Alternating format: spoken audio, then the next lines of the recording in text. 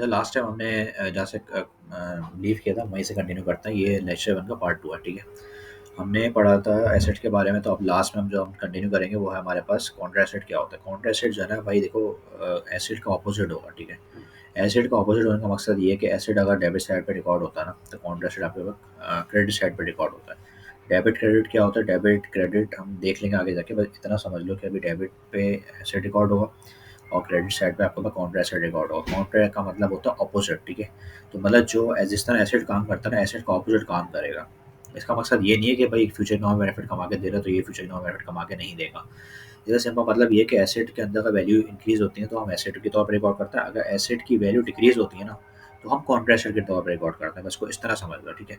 यहाँ पर मैंने एक सिंपल एग्जांपल दी हुई है। सिंपल एग्जांपल मैंने यहाँ दिया हुआ है कि भाई अगर मेरे पास 1 लाख रुपए का एक एसेट है, ठीक है, और मशीनरी है, और उस मशीनरी को उसकी एक हर साल बाद जो है ना इस्तेमाल करने के की वजह से उसकी वैल्यू डिक्रीज़ होती रहेगी, तो डिक्रीज़ होने की वजह से उसके पास जो वैल्यू डिक्रीज़ हो रही है ना, तो हम उसको कॉन्ट्रा एसेट के तौर पे रिकॉर्ड करेंगे और उस कॉन्ट्रा एसेट का स्पेसिफिक नाम भी हो सकता है। फॉर एग्जांपल डेप्रिसिएशन हमने उसको बोल दिया।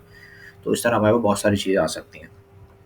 आगे हमारे पास अदर दूसरी एग्जांपल्स जो आती हैं ना कॉन्ट्रा एसेट की, वो आती हैं अलाउंस फॉर डाउटफुल डेट्स, ठीक है। ये भी बहुत डिटेल में टॉपिक है ओ लेवल्स के अंदर, जिसको हम आगे मज़ीद देखेंगे, ठीक है। आगे बात करते हैं हम कैपिटल। कैपिटल देखो, कैपिटल में है क्या देख लेते हैं। In accounting capital refers to the financial resources और assets that a business owners have invested in the organization to support its operation and growth. It represents the funds contributed by the owner as well as any retained profits that are reinvested back into the business. Capital is considered a key component of the equity section in a balance sheet, reflecting the ownership interest in the business. देखो capital में simple ये है कि भाई capital में हमारे business जितने भी बिजनेस ओनर्स हैं ना, उन्होंने जितना भी पैसा बिजनेस के अंदर इन्वेस्ट किया हुआ ना, उसको हम इन शॉर्ट कैपिटल कहेंगे। सोल प्रोप्राइटरशिप का मतलब हम बिजनेस में पढ़ते हैं कि भाई जो वो बंदा जो अकेले बिजनेस चला रहा है, या पार्टनर, और पार्टनरशिप का मतलब होता है कि दो या दो से ज़्यादा बंदे आपके पास बिजनेस रन कर रहा है एज अ पार्टनर्स, ठीक है। तो इन बिजनेस के अंदर जो है ना, वो ओनर्स का जो कैपिटल होता है ना, जो इन्वेस्टमेंट होती है, वो हमारे पे पूरा कैपिटल कहलाता है। क्लियर है? कॉर्पोरेशंस के अंदर जो है ना, वो यही चीज़ जो है ना, वो कैपिटल हम कह सकते हैं कि इक्विटी की फॉर्म में कन्वर्ट हो जाती है। इक्विटी अब क्या चीज़ है, वो हम जब कंपनी वाला चैप्टर पढ़ेंगे ना, तो वहाँ मैं डिटेल में बताऊँगा इक्विटी और कैपिटल में फ़र्क क्या है। या थोड़ा सा फ़र्क ये समझ लो कि इक्विटी जो है ना, वो शेयर होल्डर्स का पैसा होता है, और कैपिटल आपके पास आप ओनर्स का पैसा है, ठीक है। अब शेयर होल्डर्स भी आपके पास कौन होते हैं, वो मैं बता देता हूँ कि शेयर जो बंदा कंपनी के शेयर्स खरीदता है और शेयर्स की फॉर्म में अपना पैसा इस कंपनी के अंदर इन्वेस्ट करता है, उसको हम शेयर होल्डर्स कहते हैं। क्लियर है? अच्छा, अब जिस तरह हमारे पास कॉन्ट्रा एसिड है, उसके अंदर कॉन्ट्रा कैपिटल के सबसे अच्छे एग्जांपल जो है ना, वो ड्राइंग्स हैं। ड्राइंग्स होती हैं, ड्राइंग्स का सिंपल मतलब ये है कि जो वो पैसा जो हम बिज़नेस से विथड्रॉ कर रहे हैं। अच्छा, बिज़नेस से पैसा विथड्रॉ जब करेंगे 2 सूरतों में, या तो हम अपने इस्तेमाल के लिए विथड्रॉ करेंगे पैसा, ठीक है, या हम बिज़नेस के इस्तेमाल के लिए पैसा विथड्रॉ करेंगे, ठीक है। दोनों चीज़ों में ज़मीन आसमान का फ़र्क है। अगर मैं बिज़नेस के इस्तेमाल के लिए पैसा विथड्रॉ कर रहा हूँ, तो उसको हम ड्राइंग्स नहीं कहेंगे, उसको हम एक्सपेंस कहेंगे, या हम कह सकते हैं कि भाई हमने पेमेंट हमने अपने कैश कैश निकाल लिए बैंक में से, ठीक है। ये बिल्कुल ऐसे ही कि अगर मेरी कपड़ों का बिज़नेस है, तो मैं बैंक में गया, बैंक में से पैसा निकाले ताकि मुझे और मज़ीद कपड़े खरीदना है, ठीक है, सूट खरीदना है, या मैं कह सकता हूँ कपड़ा खरीदना है, तो ये मेरे पास एक एक्सपेंस है। मगर यही पैसा अगर मैं बैंक से निकालता हूँ मगर अपने अपने घर के खर्चे के लिए, तो ये ड्राइंग्स कहलाएँगी, ठीक है। तो हमें ये बात पता चलती है कि भाई पर्सनल यूज़ के लिए जो भी चीज़ निकाली जाती है ना, उसको ड्राइंग्स का नाम दिया जाता है। जो बिज़नेस यूज़ के लिए चीज़ इस्तेमाल की जाती है ना, या खर्चा निकाला जाता है, या जो भी पैसे निकाले जाते हैं बिज़नेस से, वो ड्राइंग्स नहीं होते, वो इनफैक्ट बिज़नेस से खर्चे के लिए इस्तेमाल होते हैं, ये एक्सपेंस हम रिकॉर्ड कर सकते हैं उसको, ठीक है। तो कॉन्ट्रैक्ट कैपिटल में हमने वही चीज़ पढ़ी कि ड्राइंग्स वगैरह हमारे पास, कॉन्ट्रैक्ट का मतलब अगेन वही है कि कैपिटल के ऑपोजिट तरीके से काम करेगा। किस तरह काम करेगा?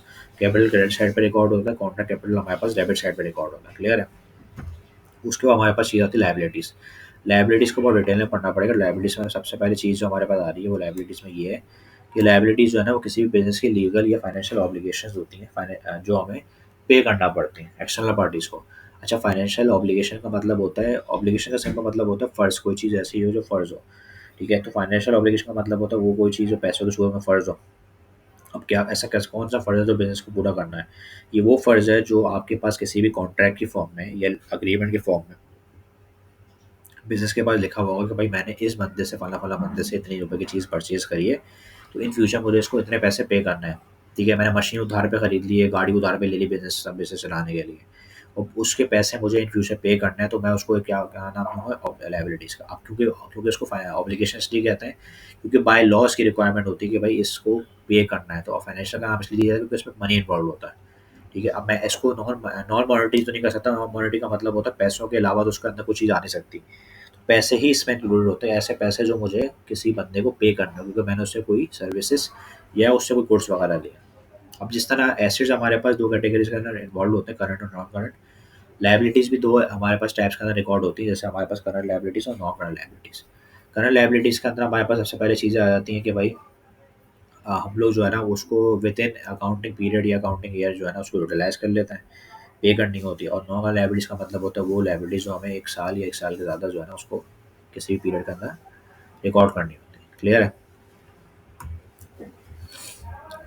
आगे देख लेते हैं। उसके बाद हमारे पास जो आ रहा है वो ये है कि भाई लॉन्ग टर्म लायबिलिटीज़ कौन से लॉन्ग टर्म लायबिलिटीज़ में सबसे पहले हमारे पास आता है लोन, बोरिंग और बैंक्स फाइनेंशियल स्टेटमेंट्स वगैरह में, ठीक है।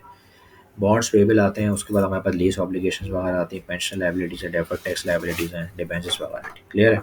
तो एक ही तरह करके देख लेते हैं। लॉन्ग टर्म लोन्स में हमारे पास सबसे पहले आ रहा है कि भाई ये वो लोन्स है जो हम बैंक से फाइनेंशियल इंस्टीट्यूशन से हम बोरो करते हैं, ठीक है। उसके बाद बॉन्ड्स पेबल जो है ना वो एक बॉन्ड टाइप पेपर होता है। वो बॉन्ड पे लिखा होता है कि भाई मैं फला फला कंपनी ने जो है ना हमसे इतने पैसे लिए हैं और फला फला यही फला फला कंपनी जो है ना हमें हमें कुछ साल बाद इतने पैसे पे करेगी। इसमें इंटरेस्ट भी शामिल होता है, सब चीज़ें शामिल होती हैं। लीज ऑब्लिगेशन का मतलब होता है कोई भी हम प्रॉपर्टी नॉन करंट एसेट जो है ना वो हम हासिल कर लें और उसके जो पैसे हम फ्यूचर में पे करेंगे ना वो कह लो कि इंटरेस्ट समेत उसको पे करेंगे। पेंशन लायबिलिटीज़ का मतलब होता है कोई भी अपने पेंशन जो है ना वो अपने एम्प्लॉइज़ को जो पे करना बाकी रह गए हैं उसको हम पेंशन लायबिलिटीज़ कहेंगे। डेफर्ड टैक्स लायबिलिटी थोड़ी हाई लेवल की चीज़ है, मगर मैं बता देता हूँ। टैक्सेस जब हम कंपनी को पे करने होते हैं गवर्नमेंट को, तो कंपनी पहले टैक्सेस रिकॉर्ड करती है, कैलकुलेट करती है कि कितना टैक्स बन रहा है उसके रेवेन्यू के हिसाब से, फिर उसको पे करने होते हैं इन फ्यूचर। तो जब तक वो पे नहीं करेगी उसको वो लायबिलिटी के तौर पे रिकॉर्ड होती रहेगी, ठीक है। तो उसको फिर जब तक वो पे नहीं करेगी वो लायबिलिटीज़ फॉर्म में है, तो उसको हम डेफर्ड टैक्स लायबिलिटी कहते हैं। डिपेंडेंस का मतलब सिंपल ये है कि भाई आप लोन जो है लोन की तरह होता है एक तरह से, मगर इसमें मस्त फ़र्क ये है कि हम इसके अंदर कोई चीज़ गिरवी नहीं रखवाते। क्लियर है? और गिरवी रखवाने का मकसद ये है कि जैसे अगर मैं कोई लोन लेने जाऊँगा तो मैं उसके बदले में गोल्ड रखवा दूँ, गाड़ी रखवा दूँगा, फिर मुझे लोन मिलेगा। डिबेंचर में ये सीन नहीं होता। डिबेंचर किसी बंदे से लिया जा सकता है और उसको फिर हम रिकॉर्ड कर सकते हैं।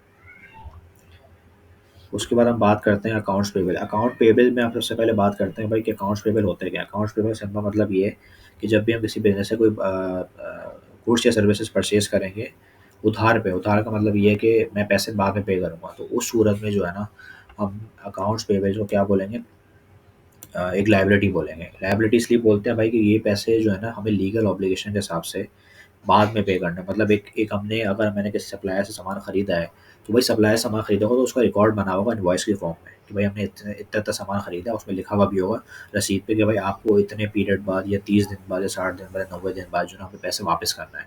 तो जब तक हम पैसे वापस नहीं करेंगे, हम उसको अकाउंट पेबल के तौर पे रिकॉर्ड करेंगे। क्लियर है? उसके बाद हमारे पास आता है सेकंड पे accrued accrued expense. Accrued expense में सिंपल हमें ये बोलता है कि भाई जितनी भी एक्सपेंसेस जो हमने पे करना बाकी हैं मगर हमने पे नहीं करी हैं, उसको हम अक्रूड एक्सपेंसेस का नाम देंगे। फॉर एग्जांपल अगर मैं बिजली इस्तेमाल करता हूँ बिज़नेस के अंदर, ओके, इलेक्ट्रिक वाले मुझे बिल भिजवा देता है, मैंने बिजली इस्तेमाल कर ली मगर पैसे पे नहीं करे, तो ये मेरे पास एक लीगल ऑब्लिगेशन है कि मैं उस पैसों को पे करूँ, बिजली के बिल को पे करूँ। तो इसको मैं क्या बोलूँगा, अक्रूड एक्सपेंसेस। ये वो एक्सपेंसेस है जो मैंने जिनकी सर्विसेज मैंने अवेल तो कर ली हैं मगर इसके इसके पेमेंट मैंने अभी तक पे नहीं करी है। तो ऐसे एक्सपेंसेस को मैं अक्रूड एक्सपेंसेस कहता हूँ। ये लायबिलिटी का पार्ट होता है। प्रीपेड इनकम का मतलब होता है कोई भी बच्चा या कोई भी बंदा जो है ना वो अपनी इनकम पहले कमा ले मगर सर्विसेज बाद में प्रोवाइड करे, ठीक है। मतलब इनकम आपने पहले कमा ली, ठीक है, और आपने सर्विसेज अभी तक प्रोवाइड नहीं करी, वो उसकी या गुड्स आपको बेचे नहीं है कस्टमर को, तो वो कस्टमर से जो पैसा आप एडवांस ले रहे हो ना वो आपका प्रीपेड इनकम।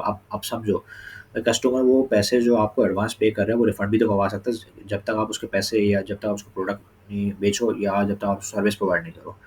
तो उस टाइम तक जब तक वो आप सर्विसेज या गुड्स उसको प्रोवाइड नहीं करोगे, उस टाइम तक जो है ना वो ये प्रीपेड इनकम के तौर पे आएगी, जो हम लायबिलिटी के तौर पे कहते हैं। क्यों? क्योंकि वो आपको कभी भी ये वाली अमाउंट उठा के उसको रिफंड करवा सकता है।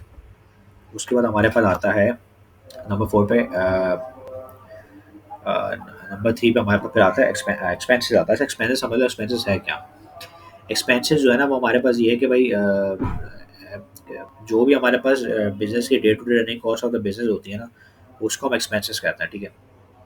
एक्सपेंसेस में हमारे पास बहुत सारे खर्चे आ सकते हैं भाई, एम्प्लॉय की सैलरी आ गई, ठीक है। मेंटेनेंस के कॉस्ट आ गई, डेप्रिसिएशन आ गई, बहुत सारी चीज़ें जो है ना वो यहाँ पर आपके पास रिकॉर्ड हो जाएँगी। उसके बाद अगर हम बात करें 5वाँ नंबर पर रेवेन्यूज़। रेवेन्यूज़ में हमारे पास आता है कि भाई रेवेन्यूज़ के अंदर जितनी भी चीज़ें हमारे पास फॉर एग्ज़ाम्पल सर्विसेज़ वगैरह हो गई, कंपनीज़ की परफ़ॉर्मेंस हो गई, और जो भी हम आमदनी कमाते हैं ना डेली बेसिस पे जो हम पैसा कमा रहे हैं बिज़नेस का। कपड़े का बिज़नेस है, कपड़े से पैसे बेच के पैसा कमा रहा हूँ, वो मेरे पास रेवेन्यू हो जा बन जाएगा। अगर मैं एजुकेशन बिज़नेस में एजुकेशन की सर्विसेज़ प्रोवाइड कर रहा हूँ, तो वो मैं फ़ीस जो कमा रहा हूँ, वो मेरे पास रेवेन्यू बन के आ जाएगा। तो इन शॉर्ट रेवेन्यू ये अब रेवेन्यू 2 तरह के होते हैं। एक होता है कि भाई बिज़नेस का जो मेन काम है उससे रेवेन्यू कमाना, और एक होता है बिज़नेस के अलावा जो मेन काम के अलावा जो काम होता है उससे पैसा कमाना, ठीक है? अगर मेरा एजुकेशन का बिज़नेस है और मैं किसी और जगह से पैसे कमा रहा हूँ, मतलब बिज़नेस से मैं पैसे कमा रहा हूँ, बिज़नेस के अंदर ही रहते हुए रेंट से पैसे कमा रहा हूँ, तो वो मेरे पास अदर इनकम के फॉर्म में आ जाएगा। बाकी जो मेन स्ट्रीम इनकम है वो मेरे पास रेवेन्यू के फॉर्म में आएगी, क्लियर है? तो ये यहाँ पर हमारे पास ये ना ये लेक्चर कंप्लीट हो जाएगा, जो फर्स्ट लेक्चर है उसका पार्ट 2 इंशाल्लाह कंप्लीट है।